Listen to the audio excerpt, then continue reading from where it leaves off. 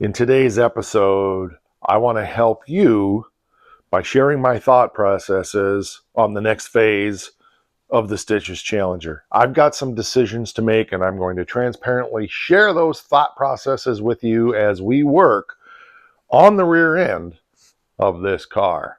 Don't go away. I'm Mike, and this is my car shop. The front end on this car is basically done for all intents and purposes, and we need to get moving on the back. We're still on hold because I haven't been able to get my argon CO2 tank filled, but we'll get to that. In the meantime, I'm not going to hold back on moving forward on the project. So I need to make decisions on what rear end I'm putting in this car. Am I going to put the Roadrunner housing in it, or am I going to put the Challenger housing in it? I want to share my thought process with you on that, share the rationale, share my thinking, because you also have decisions to make on your projects, and maybe my thought process can help you make some decisions on your project. Remember, the goal here is to use everything we currently have at our disposal to move as far forward on the project as we can. No matter what our life circumstance is, even if we don't have money to do things, we should be able to move forward on projects using what we currently have on hand. And I bet you have more at your disposal than you realize. I think the place to start is to bring our springs down, get them temporarily put in the car so that we can take a good, long, hard look at the rear end situation. So yeah, I'm going to go up in the warehouse and bring those down, and we'll temporarily, because we still have fabrication to do back here, but we're going to temporarily throw them in the car so that we can set a housing in it and make some decisions. Just on a quick technical note, if you're struggling to know which is right and left leaf springs, the right leaf spring will always have just a slight bit more arch than the left one. So I stack them up here. This one's got a little more arch. It's not much, but I know that that's the right one. And I can tell you that's the right one anyway, because I left the shackles in and I remember sliding them out like that. But anyway, so I didn't label them right and left because I knew it was pretty easy to identify which was which. I do have another set of leaves, but they're circle track leaves, I believe. They're not super stocks. I got to look at those as well and see which ones I'm going to use. But for now, these are the ones I'm going to use to kind of mock everything up in the car. So let's get this one thrown in on that side while the car's tipped this way, and then we'll the other way and stick that one in, and stuff. Remember, the goal here is to just mock things up, not to make it perfect. I don't even have that in all the way back there yet. We'll get it in place in a minute. And I just remembered that I don't know where I put the other half of the spring hangers and the nuts. They're around somewhere, probably with the torsion bar spring clips. Yeah, anyway, I got to find a couple more nuts for this, and then we'll get that put up in there, and we'll get the other side done, and then we'll be bringing the rear end housing in to start looking at that. There we go. Both leaf springs are in. So I'm going to go back in the storage shelf here in the back room and bring in both housings. And we'll fit the E-body housing first to be sure that our spring centers are close. And then we'll possibly throw the B-body housing in just to make some decisions here. So there you go on that. I'm also looking at this going, I could potentially probably put the springs in, and that's not going to interfere with the fab work that I need to do. I need to think about that. I don't know. Anyway, it's just that my orange stuff needs dressing up, and there's some on both sides, and then I need to do the wheel well on that side over there and get the wheel lip opening done properly. I can do that on the ground, but it's a lot easier to do on the rotisserie. So anyway, there you go. Okay, there it is in place. Dirty pig that it is. So I know that, obviously I know this was my E-body housing, but I just wanted to see it. It's definitely, yeah. Makes me wonder. I think I got the axles for this in the back room. I don't know where the axles are for that one. I got to find them. That's a Roadrunner B-body housing. Yeah, I just got decisions to make here, and I'm going to include you in the process of making the decisions that I need to make. All right, there we go. That's with the E-body housing in it. That is a lot of wheel well for a very small amount of tire. My concern is if I put the B-body housing in it, it's going to be even worse. Look at how far in we are. So what I need to do is bring the charger up and take a back wheel off and put it on there and see if it fits with the E-body housing. The B-body housing may not be right anyway. So this is what it's all about. Of course, it looks like it's going to rain today, so that'll be lovely. But I guess it's got to be done. So we'll go pull the charger around and take off a back wheel. Oh, I don't feel like doing that, but I really need to make this decision. So, and I'll tell you the rationale. I think I know the direction I'm going. I will tell you my rationale on all of this in a bit. So here's what we got. It's just a little bit of a bigger tire. All right, we're going to throw this on the car and see what we can see. I'm hoping it'll just go right in there and be copacetic and not so pathetic. So, man, I forgot how big those things are. That's huge. I love the look.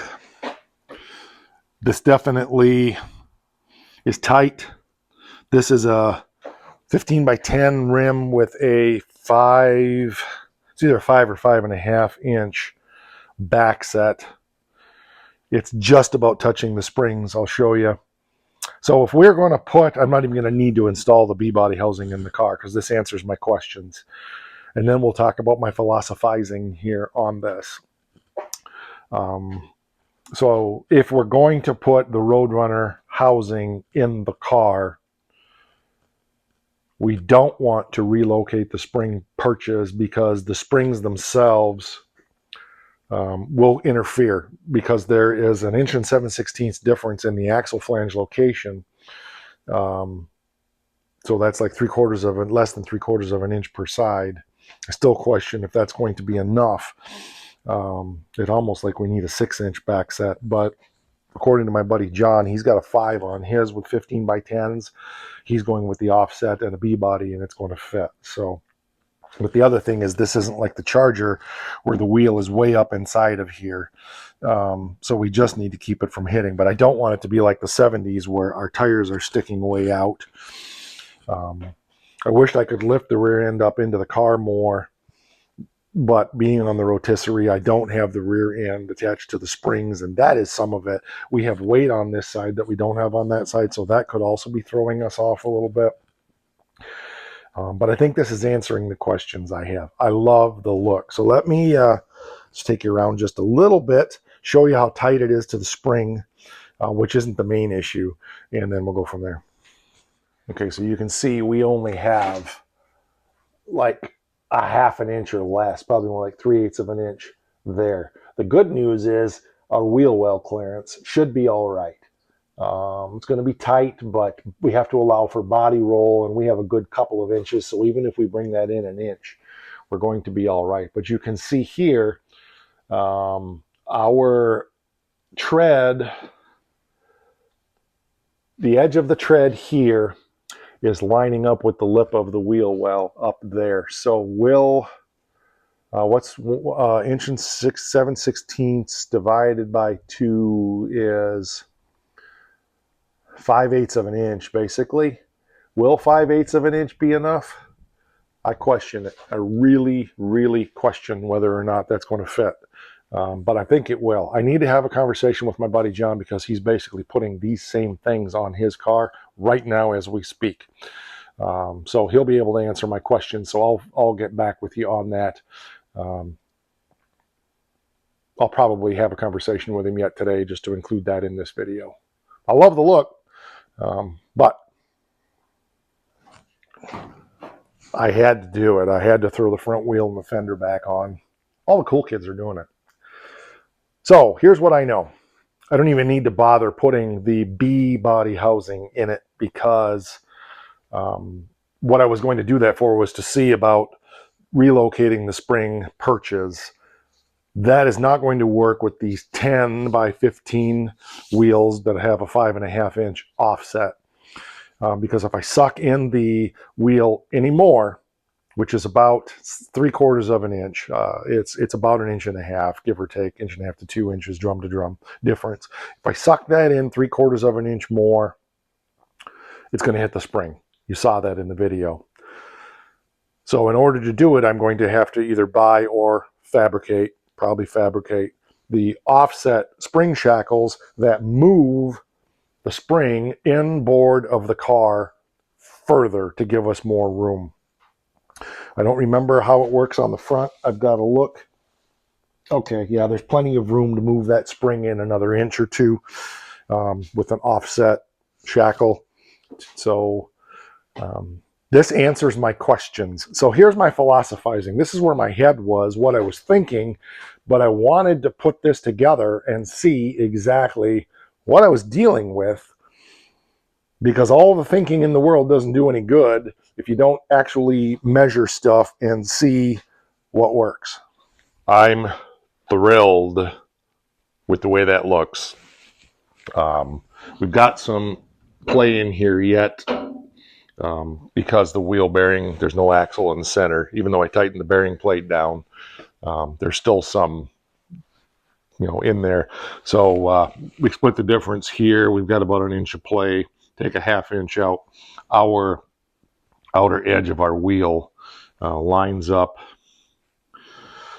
pretty close with the center of the fender lip. So if we move that in 3/4 of an inch by using 3/4 of an inch to an inch by using the B-body housing, we're going to clear barely. So my buddy John over at Life at Speed channel has a 72 Challenger, I think it is. Yeah, 72. That he's doing this. He has the same size wheels, same size tires, a 15 by 10, 5.5 inch offset. Tires are pretty close to the same. He's putting a B-body housing in it, and he's using the offset spring shackles because, same thing, if I was to put the B-body housing in and do the spring perches, the tires are going to hit the spring, so that's not going to work. So at some point, I'm going to go the same way on this car, but for now, I'm going to just use the E-body housing and the factory rally wheels. I'm digging around. I think I have a little bit. A pair, I think they're out back, a pair of aluminum wheels or steel wheels. I think they're steel wheels maybe. But they're a little bit wider. They're probably an 8-inch. And maybe I'll see if I've got an old crappy set of 70s I can throw on the back of this temporarily. Just to give that wheel well. I don't want to get something that's got little baloney skins though. So we'll see if I have those. I think they're back there. We may just throw those on there for giggles. If not, we'll use the factory rallies. I've got a set of 4. And we'll try to put as wide as we can on the back to just kind of fill the wheel well up as much as we can. So overall, I think it's pretty good. I can't stop looking at it. I know I need to take this and get it back over on the Charger. But I like looking at it so well. You can tell this is the next day, and it's still on here because I still wanted to look at it. Plus, I want Becky to see it because she's always interested in what's going on with the projects and what directions I'm going with things. So I'll get her out here in a bit before I take this back apart. So what's next? I've got to take everything back out of here, get it all cleaned up, painted up. I'm going to put the B-body housing up in the warehouse with the rest of the rear end housings. Just get it out of the way. And but we're going to take out the springs, we're going to take out the housing, we're going to get everything painted up, cleaned up, check the bearings. I got a seal on that side I know is tore. We got to put an inner axle seal. I would normally put green bearings on this, but I'm going to use the bearings I have unless something is wasted. And if it is, then we'll put the green bearings on. But I think we're probably going to be okay on this. Green bearings, what's that? So green bearings are bearings that are sealed within themselves and they don't have to have preload, basically. Oversimplifying, but not really. They press on there. They're all in one unit. They don't require any lubrication from the pig So you can keep your oil level a little bit lower in the center because you don't need the oil going out the axle tubes to lubricate the bearings because they are lubricated within themselves. It also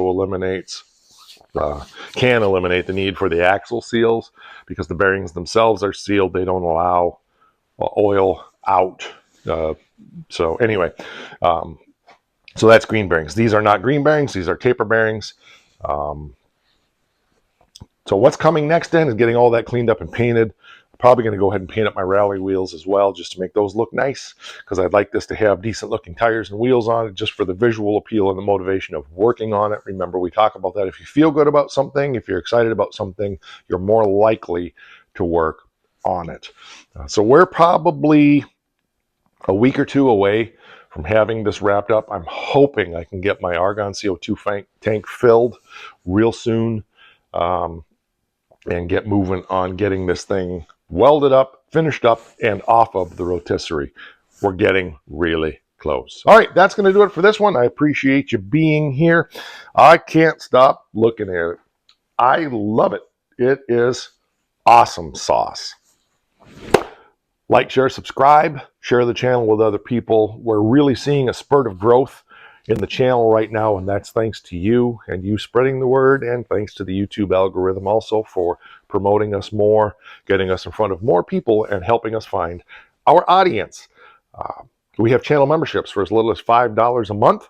Check that out. You get behind the scenes content, all kinds of private videos for members only, as well as previews of early releases on videos that I select for that I think channel members would be interested in for various reasons. So lots of good behind the scenes stuff that nobody else sees. That'll do it. We'll catch you on the next one. And don't forget, it is important. Wow.